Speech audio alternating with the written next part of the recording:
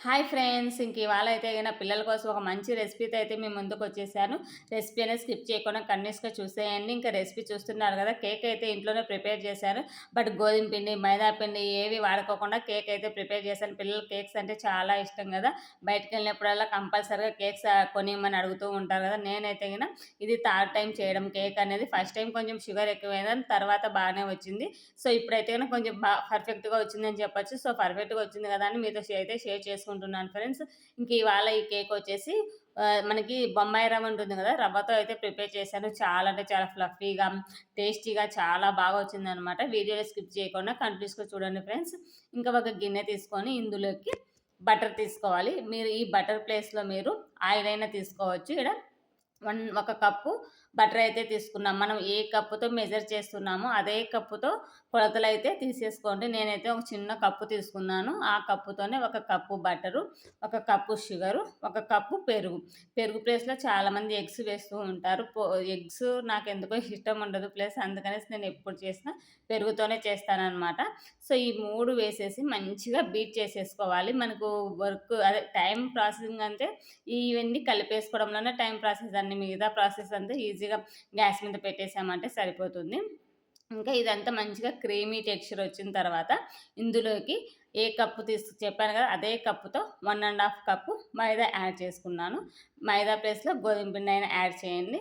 ఏదైనా ఓకే సరిపోతుంది పిండి అయితే ఇదంతా మంచిగా కలిపేసి క్రీమీలాగా తయారవుతుంది. అసలు చూడడానికి చాలా బావుంటుందనమాట క్రీమ్ అనేది. ఇంకా ఈ క్రీమీ టెక్స్చర్ వచ్చిన తర్వాత 2 కప్పుల సూజీ రవ్వ అయితే తీసుకోండి. అదే బొంబాయి రవ్వ అయితే తీసుకోండి. 2 కప్పుల రవ్వకి 1 ½ కప్పు మైదా వేసుకుంటే బ్యాలెన్స్‌గా సరిపోతుందనమాట. లేదు ఒట్టి రవ్వతో చేసుకోవచ్చు. బట్ రవ్వ అయితే ఏంటంటే ఎక్కువ ఇరిగిపోయే ఛాన్సెస్‌లా ఉంటాయనమాట. కొంచెం పిండి వేసామంటే ఫఫ్లీగా అలాగే ఉంటుంది. సో, అందుకనేసి పిండి అయితే యాడ్ చేశాను. ఇంకా అలాగే ఈ రవ్వ వేసిన తర్వాత మంచిగా బీట్ చేసేసుకోవాలి. రవ్వ అనేది ఎక్కువ అబ్జర్వ్ చేస్తది కదా వాటర్‌ని. సో, అందుకనేసి మంచిగా ఇలా కలిపేసుకోవాలి. ఇలా కలిపేసుకున్న తర్వాత ఇందులోకి కొంచెము ఇది వంట సోడా, అలాగే బేకింగ్ పౌడర్. కేకు కంపల్సరీగా బేకింగ్ పౌడర్ అనేది యూజ్ చేయాలి. ఒక స్పూను బేకింగ్ పౌడర్ వేసేసిన తర్వాత వీటిని వేసి మంచిగా కలిపేసుకున్న తర్వాత ఇందులోకి కాచి చల్లార్చిన పాలుంటాయి గదా! ఆ పాలని కొంచెం కొంచెం యాడ్ చేస్తూ కలిపేసుకోవాలి.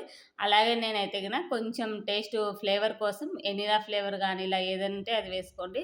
నా దగ్గర వెనిలా అయిపోయిందనేసి చాక్లెట్ సిరప్ ఉంటుంది గదా! సో, అదైతే వేసాననమాట. ఫ్లేవర్ బావుంటుంది చాక్లెట్ ఫ్లేవర్ లాగనేసి అదైతే వేసేసి మిక్స్ చేసిన తర్వాత కాచి చల్లార్చిన పాలుంటాయి గదా! ఈ పాలని కొంచెం కొంచెంగా యాడ్ చేసుకుంటూ మరీ ఎక్కువ ఒకేసారి వేసుకోవద్దండి. లూజ్ అయిపోతుంది పిండి అనేది.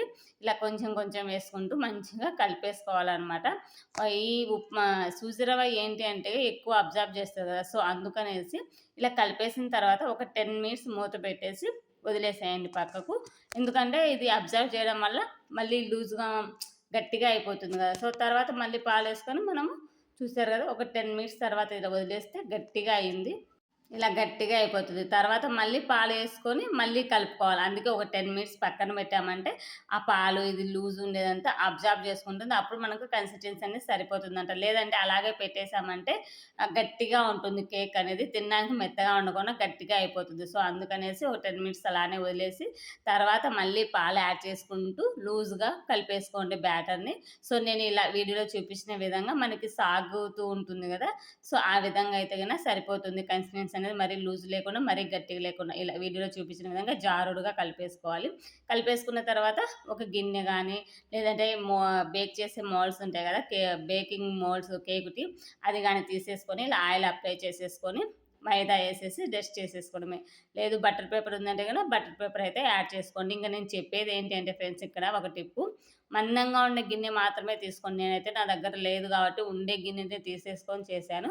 కొంచెం మాడినట్టు అనిపించిందనమాట నాకి.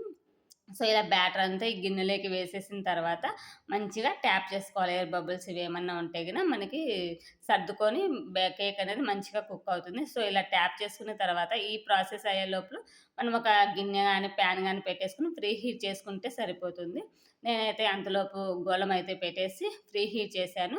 ఇంకా స్టాండ్ ఉంటే స్టాండ్ చేయండి. స్టాండ్ ఏస్తే నాది హైట్ ఎక్కువవుతుందనేసి కారపు చుట్టది ఉంటది కదా! అది తీసి పెట్టేసాను. ఇంక పెట్టేసి లిడ్ అయితే క్లోజ్ చేయాలి. లిడ్ క్లోజ్ చేసేటప్పుడు పేపర్‌తో హోల్‌ని క్లోజ్ చేసి పెట్టేసేయండి. చూసారు కదా! ఎంత మంచిగా ఫ్లఫీగా పైకి పొంగుతూ ఉంది. మధ్య మధ్యలో చూసుకోవచ్చనమాట. మధ్య మధ్యలో అంటే ఒకసారి తీసి చూసుకోవచ్చు సరిపోతుంది. సో, నేనైతే గిన ఇలా చూసాను ఒకసారి మధ్యలో మంచిగా బేక్ అయింది. మధ్యలో కొంచెం పచ్చిగా ఉంది. కనిపిస్తుంది గదా! నురగలాగా. సో, అందుకనేసి ఇంకొక 10 మినిట్స్ అయితే పెట్టాను. ఈ ప్రాసెస్ అంతా ఒక 45 మినిట్స్ అయితే సరిపోతుంది ఫ్రెండ్స్. కేక్ అనేది మంచిగా బేక్ అవుతుంది. మనకి మంచిగా వచ్చేస్తుంది. చూసారు గదా! ఇలా బేక్ అయిపోయిన తర్వాత 45 మినిట్స్ అయితే స్లోలో పెట్టండి. సిమ్‌లో పెట్టేసి గ్యాస్‌ని చేసేసుకోండి. కేక్ అంతా ఆటోమేటిక్‌గా మనకు బేక్ అయిపోతది. ఇంక పూర్తిగా చల్లారిన తర్వాత గిన్నె నుంచి సెపరేట్ అయితే చేయండి. ఇలా ట్యాప్ చేసుకొని గిన్నె నుంచి అయితే సపరేట్ చేయండి. ఇంక నేను చెప్పేదేంటంటే, మెయిన్‌లీ మందమైన గిన్నెదైతే తీసుకోండి ఫ్రెండ్స్. కేక్ అయితే గన చాలా బాగా వచ్చిందనమాట టేస్ట్ అయితే. కాకపోతే నాకు గిన్నె పతలా ఉండడం వల్ల అది కొంచెం లైట్‌గా మాడిద్ది. ఇంక అది తీసేసాను. తీసేసిన తర్వాత ఈ విధంగా అయితే గన సర్వ్ చేశాను. పిల్లలైతే బాగా ఎంజాయ్ చేశారు. చాలా బాగా వచ్చిందనమాట.